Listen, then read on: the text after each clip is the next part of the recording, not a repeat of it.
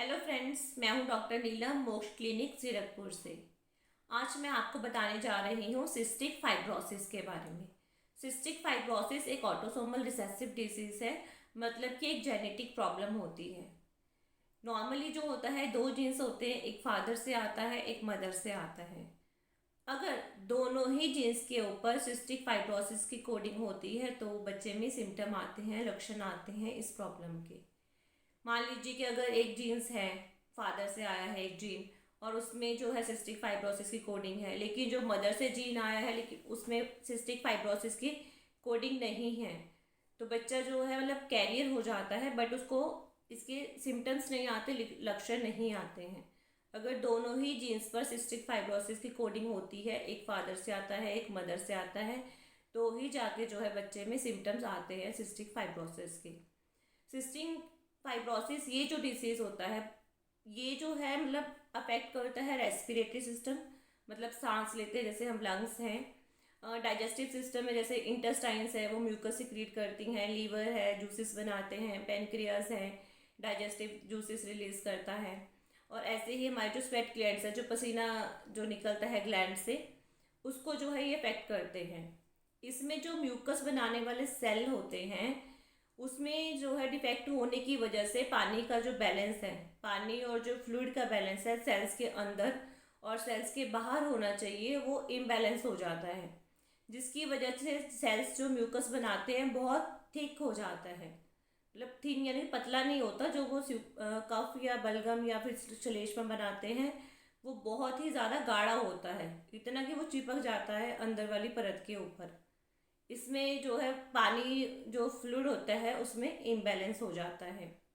आपने देखा होगा कई बार, अगर हमें जैसे लूज मोशंस हो जाते हैं, बहुत ज़्यादा बच्चों को जैसे लूज मोशंस हो जाते हैं, बड़ों में डिहाइड्रेशन हो जाती है, तो डॉक्टर बोलते हैं कि आप नमक चीनी वाला घोल ले लो, है ना। बहुत बार सुना होगा, ORS वाला सैशे ले लो पानी में डाल के। तो अगर शरीर में पानी की कमी हो जाती है तो डॉक्टर जो है सोडियम और उसका घोल जो है देते हैं पीने को। और अगर शरीर में पानी ज़्यादा हो जाए, पानी कहीं शरीर में भर जाए, स्वेलिंग हो जाए, असाइटस हो जाए, तो डॉक्टर बोलते हैं नमक का इंटेक कम कर लीजिए।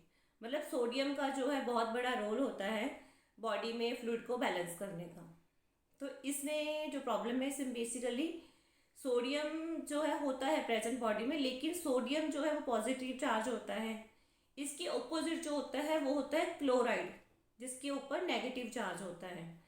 तो जितने सोडियम सेल से अंदर या बाहर जाते हैं, वो डिपेंड करता है कितने क्लोराइड जो है सेल से अंदर या बाहर जाते हैं।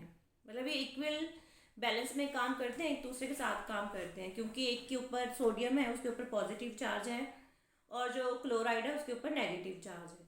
तो जब ये चार्ज का जो पॉजिटिव और नेगेटिव चार्ज सेल्स के अंदर और बाहर डिस्टर्ब होते हैं, तो इसकी वजह से ही जो है मतलब ये पानी और जो फ्लूइड है उसमें इम्बैलेंस हो जाता है। तो इनका बैलेंस होगा तभी बॉडी में फ्लूइड का बैलेंस रहता है।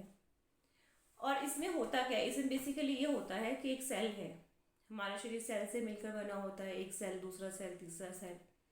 और ये जो सेल्स होते हैं, इसमें एक तरह से लगा लो दो दरवाजे होते हैं। एक दरवाज़ा होता है सोडियम के लिए, जो कि पॉजिटिव चार्ज है, और एक दरवाज़ा होता है क्लोराइड के लिए। क्लोराइड के ऊपर होता है नेगेटिव चार्ज, है ना। अब जो ये क्लोराइड का दरवाज़ा रहता है, ये दरवाज़ा रहता है बंद। ये दरवाज़ा प्रोटीन्स का बना होता है। अभी दरवाज़ा खुलेगा तो ही क्लोराइड जो है सेल से अंदर या बाहर आ पाएगा। अगर क्लोराइड मूव करेगा तो सोडियम मूव करेगा।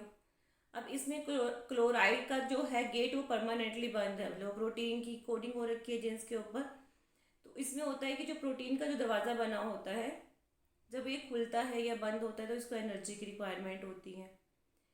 तो जिनको जैसे सिस्टिक फाइब्रोसिस होता है, वो कंडीशन भी डिपेंड करता है। कईयों में क्या होता है, जैसे ये दरवाज़ा जो प्रोटीन का बना हुआ है, कि प्रोटीन तो है बॉडी में वो दरवाज़ा, लेकिन वो एनर्जी को यूज़ नहीं कर पा रहा। कईयों में प्रोटीन ही नहीं होता कोडिंग, मतलब वो जिसकी वजह से दरवाज़ा ही नहीं, मतलब परमानेंटली वो बंद रहता है। ऐसे मतलब इश्यूज अलग अलग रहते हैं पेशेंट में, कोडिंग के ऊपर डिपेंड करता है।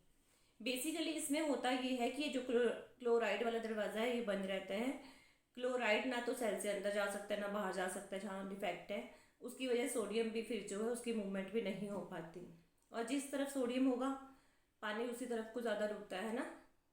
मतलब कि अगर सोडियम सेल्स के अंदर है तो पानी सेल्स के अंदर रुकेगा, अगर सोडियम सेल्स के बाहर है तो पानी जो है सेल्स के बाहर होता है। अब इसमें बेसिकली यही होता है कि जैसे हमारे फेफड़े हैं, हमारे जो लंग्स हैं, हमारी जो जैसे हवा के रास्ते हैं, एयरवेज है, नोज़ है, मान लीजिए नाक से हवा का रास्ता शुरू होता है ना सांस लेने का, तो नाक भी तो कंटिन्यू लगातार म्यूकस बनाता रहता है, बलगम बनाता रहता है, ताकि बैक्टीरिया वायरस जो भी इरिटेंट है, एलर्जन है, जो भी टॉक्सिक प्रोडक्ट है उसको रिमूव कर सके बॉडी को। ऐसे ही हमारे साइनस हैं, वो भी म्यूकस बनाते हैं। ऐसे ही हमारा पूरा जो भी श्वसन तंत्र है, सांस वाला जो सिस्टम है पूरा, जैसे हवा के रास्ते है, ब्रोंकाई है, ब्रोंक्यूल्स है, तो सब जो है कॉन्टीन्यूस म्यूकस बनाते ही रहते हैं। नॉर्मली जब ये बलगम बनता है ये थिन होता है और ल्यूब्रिकेंट का काम करता है, मतलब इजीली जो है वो रिमूव हो जाता है उसमें, क्योंकि जो हमारे एयरवेज होते हैं, जैसे मैंने आपको अपनी पिछली वीडियो में बताया था कि उसमें सीलियास होते हैं ना, जैसे बाल टाइप या हेयर टाइप स्ट्रक्चर्स होते हैं जो कि ऊपर की तरफ को मूव करते हैं, जिससे जो भी म्यूकस प्रोड्यूस होता है वो बॉडी से, मतलब लंग्स में से बाहर चला जाता है, चाहे वो कफ के थ्रू, मतलब या फिर चाहे वो पीछे से जो है फूड पाइप में चला जाता है। इसमें जो सिक्रीशंस होती हैं वो थिक होती हैं बहुत ज़्यादा।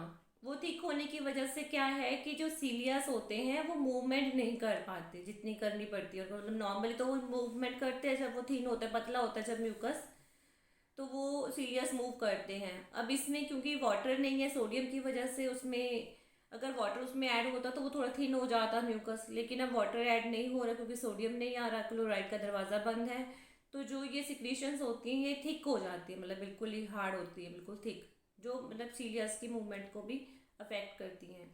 कई बार आपने देखा होगा कि अगर हमारा जैसे छाती जाम हो कई बार, या बलगम ऐसा लगा हो कि गले में फंसा हुआ है या छाती में फंसा हुआ है, डॉक्टर बोलता है ना भाप ले लो, स्टीम ले लो, तो वो स्टीम लेने का मोटिव क्या होता है? स्टीम लेने का मोटिव यही है कि जो बलगम या कफ आपके अंदर है वो ठीक होता है। जब हम भाप लेते हैं या स्टीम लेते हैं तो वो थिन हो जाता है, पतला हो जाता है, जिससे कि जो अंदर बलगम या रेशा इकट्ठा होता है वो मूव हो जाता है, मतलब वहाँ से हिल के जो है कफ आउट हो जाता है, बॉडी से बाहर निकल जाता है ना। तो इसी तरह से अब इसमें जो है पानी की कमी हो गई है, जिसकी वजह से वो रेशा थिक है और उसमें वो चिपक जाएगा, मतलब जो लेयर्स है, अंदर वाली परत है जो सांस वाली पाइप की या जो भी एरिया है उस पर चिपक जाएगा। अब दिक्कत क्या होगी कि जो हवा की जो पाइप्स हैं, जो डक्ट है उसका जो ओपनिंग है वो आपका साइज नॉर्मल से छोटा हो जाएगा, क्योंकि कफ जो बना रहे हैं जो लंग्स, जो सांस की पाइप, वो अंदर इकट्ठा हो रहा है। अब इसमें सांस वाली पाइप अपने आप को फैलाएगी, क्योंकि जो एयरवेज होते हैं उसमें कॉन्ट्रैक्शन की, सिकुड़ने की और फैलने की शक्ति होती है, बट बॉडी अपने आप को लास्ट टाइम तक मैनेज करने की कोशिश करती है जैसे मर्जी करे। तो ब्रोंक्यूल्स भी अपने आप को डायलेट ही रखते हैं, वो कॉन्ट्रैक्ट और नहीं होते, मतलब सिकुड़ते नहीं, जितना मतलब प्रॉब्लम इंक्रीज होती रहती है, ये म्यूकस और ज़्यादा सिक्रेट होता है, वो एयरवेज को ब्लॉक करते हैं, तो जो ब्रोंक्यूल्स भी होते हैं ना, जो सांस की पाइप, वो परमानेंटली रिलैक्स रहती है, फैली हुई रहती हैं, और एक लेवल ऐसा ऐसा आता है कि परमानेंट जो है फैली ही रहती है, जिसको ब्रोंकिएक्टेसिस कहते हैं, जिसके ऊपर मैंने वीडियो बनाई है, आप देख भी सकते हैं। तो परमानेंटली जो है वो डायलेट हो जाता है ब्रोंकाई, तो ये काफ़ी एक सीवियर प्रॉब्लम तो होती ही है खैर, क्योंकि इसमें जो म्यूकस इतना थिक हो जाता है बार बार। अब म्यूकस जब थिक हो गया वो वहीं पर चिपका पड़ा है, वो रिमूव नहीं हो रहा, तो फिर बार बार इन्फेक्शन होने के चांसेस होते हैं। इसीलिए ऐसे में लोगों को साइनोसाइटिस भी बार बार होता है, क्योंकि साइनस भी म्यूकस बनाता है, वो थिक है तो वो उसको रिमूव नहीं कर पा रहा, वो उसकी वजह से डक्ट्स ब्लॉक हो जाती हैं। तो इसीलिए ऐसे पेशेंट्स में साइनोसाइटिस है, नाक में से जैसे रेशा जो थिक है वो कंटिन्यू मतलब निकलता रहता है, और इसी की वजह से फिर फेफड़ों से जो भी चेस्ट से संबंधित जो लक्षण है, सिम्टम्स है वो आते हैं, जैसे कफ है, मतलब बार बार उसमें बलगम आएगा, खूब सारा कफ जो है लगातार रहता है, मतलब इतना ज़्यादा होता है कफ की वजह से बार बार खांस खांस के इवन तक उसमें ब्लड भी आ जाता है। नॉर्मली जो है सांस चढ़ता है, सांस लेने में दिक्कत होती है, छाती में दर्द होता है, धीरे धीरे करके प्रॉब्लम जब सीवियर हो जाती है फिर वो डेली एक्टिविटीज़ जो होती है, फिजिकल बॉडी की नॉर्मल एक्टिविटीज़ वो करने में भी दिक्कत हो जाती है। अब इसमें ऐसे ही हमारा जो डाइजेस्टिव सिस्टम है ना, उसमें भी कॉन्टीन्यूस जो है म्यूकस बनता रहता है ना, तभी तो खाना आगे पुश होता है, मिक्सअप होता है, डाइजेशन एब्जॉर्प्शन उसी से ही होता है सारा कुछ। अब इसमें भी क्या होगा कि पेनक्रियास है, पेनक्रियास जूसेस बनाता है, पेनक्रियास में जूस बनाता है तो वो हमारे जो है स्मॉल इंटेस्टाइन में आता है, जो कि फैट को है ना, फैट को डाइजेस्ट करने में हेल्प करता है। अब ये सिक्रीशन भी थिक होगी क्योंकि इसमें पानी जो है नहीं, पानी का इम्बेलेंस हो जाता है, तो इसकी सिक्रीशन थिक होगी, तो पैनक्रियास से स्मॉल इंटेस्टाइन तक नहीं पहुंच पाएगी। अब होगा क्या कि डक्ट जो है ब्लॉक होने की वजह से धीरे धीरे करके ये गैस्ट्रिक जूसेस बैक जाते हैं पैनक्रियास में। अब इसका बैक फ्लो की वजह से जो है पैनक्रियास में भी धीरे धीरे एट्रोफी हो जाती है, मतलब पैनक्रियास के जो सेल्स है वो धीरे धीरे डैमेज हो जाते हैं। अब इसकी वजह से जो है, क्योंकि पैनक्रियास इंसुलिन बनाता है जो कि शुगर पेशेंट में रिक्वायर्ड होता है ज़रूरी, अब इसमें इंसुलिन बनना जो है धीरे धीरे करके कम हो जाता है और बंद हो जाता है, फिर वही इंसुलिन वाली शुगर हो जाती है कि इंसुलिन का इंजेक्शन लगाना ही पड़ता है, इंसुलिन डिपेंडेंट शुगर हो जाती है। अब ऐसे ही होता है लीवर में, बाइल डक्ट्स में। अब जो बाइल डक्ट्स होती हैं, लीवर जो है बाइल बनाता है, वो बाइल डक्ट्स के थ्रू जो है गाल ब्लैडर में जाता है और वहाँ पे स्टोर हो जाता है। अब बाइल डक्ट्स में जो बाइल बन रहा है वो भी ठीक बनेगा, जिसकी वजह से जो बाइल डक्ट्स हैं वो ब्लॉक हो जाती हैं और धीरे धीरे करके जो है लीवर को डैमेज करती रहती हैं और फिर लीवर सिरोसिस वाली कंडीशन आ जाती है।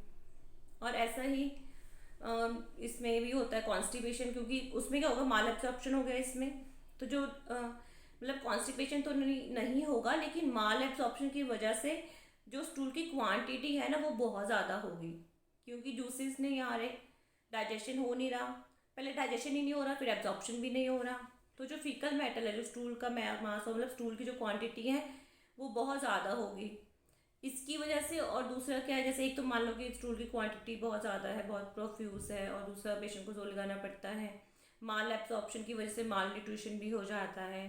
और खास के जो है पेट का जो प्रेशर है, मतलब है ना, पेट पे अगर हम खांसते हैं तो पेट पे नॉर्मली कितना जोर लगता है, आपने देखा होगा बहुत बार, कई बार तो वॉमिटिंग और एचिंग वो सब होना स्टार्ट हो जाता है, तो उसकी वजह से जो है रेक्टल प्रोलैप्स हो जाता है, मतलब जो लैट्रिन वाला रास्ता है वो बाहर को जो है निकलना स्टार्ट हो जाता है, इसी को रेक्टल प्रोलैप्स कहते हैं। और इसमें इनफर्टिलिटी होती है क्योंकि जो सर्विक्स है, सर्वाइकल म्यूकस है, वो भी जो है थिक हो जाता है, जिसकी वजह से जो है इन्फेक्शन होने के चांसेस भी रहते हैं, मेंसेस जो है वो डिस्टर्ब होते हैं, मेल्स में भी इनफर्टिलिटी जो है बड़ी कॉमन हो जाती है। और इसके साथ ही जैसे स्वेट ग्लैंड्स हैं, उसमें क्या होगा कि जो सोडियम है वो स्वेट के थ्रू जो है, मतलब कि स्किन पर आपको, मतलब जैसे पसीना आता है तो उसमें नमक की क्वांटिटी, सोडियम की क्वांटिटी बहुत ज़्यादा होगी और वो क्रिस्टल की तरह जो है उस पर, मतलब स्किन के ऊपर हमें साफ साफ नज़र आता है।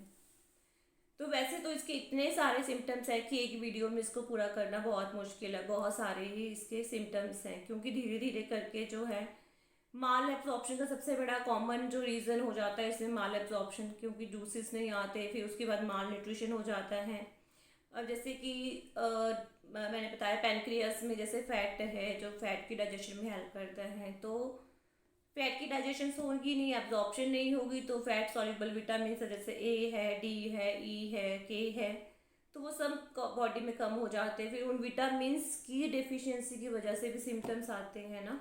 जैसे विटामिन डी है वो आपकी बोन्स के लिए ज़रूरी है, उसमें हड्डियाँ कमज़ोर हो जाएंगी, फ्रैक्चर होने के चांसेस हो जाते हैं। विटामिन के है वो आपकी जैसे ब्लड के कोगुलेशन में हेल्प करता है, जैसे हमें चोट लगती है तो एकदम उसके वहाँ ब्लड जम जाता है, जैसे ब्लीडिंग बंद हो जाती है, लेकिन अब विटामिन के जो है उसमें हेल्प करता है, लेकिन वो चीज़ अब पॉसिबल नहीं है क्योंकि वो न्यूट्रिशनल विटामिन की सबकी ही डेफिशिएंसी हो गई है, और उन विटामिन से रिलेटेड जो डेफिशिएंसी हुई है उससे रिलेटेड जो सिम्टम्स हैं बॉडी में आने स्टार्ट हो जाते हैं।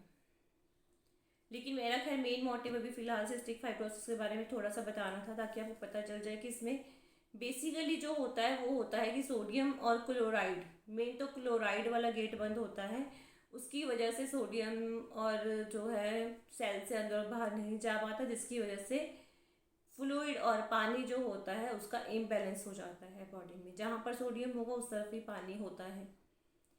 तो इसमें जो टेस्ट वही है कि जेनेटिक टेस्ट होते हैं और स्वेट टेस्ट होता है, बेसिकली तो यही होता है। इसमें हम ऐसा नहीं कह सकते कि हम प्रॉब्लम को बिल्कुल जड़ से मैं ठीक कर ही दूंगी, आप मेरे पास आ जाइए मैं होम्योपैथिक मेडिसिन दूंगी, बट उसको कंट्रोल कर सकते हैं, मतलब जो डेली रूटीन में जो प्रॉब्लम्स क्रिएट होती हैं जिसकी वजह से पेशेंट जो है सफ़र करता है, बट हम उस प्रॉब्लम्स को जो है रोक सकते हैं ताकि वो इतना सफरिंग्स जो है हम उसकी कम कर सकते हैं। तो ये था मेरा एक टॉपिक छोटा सा सिस्टिक फाइब्रोसिस के ऊपर, ताकि आप समझ सकें कि इसमें होता क्या है बेसिकली। फिर भी आपका कोई क्वेश्चन हो, कोई क्वेरी हो, कुछ भी आप पूछना चाहें तो आप मुझे व्हाट्सएप कर सकते हैं, मैसेज कर सकते हैं। Thank you.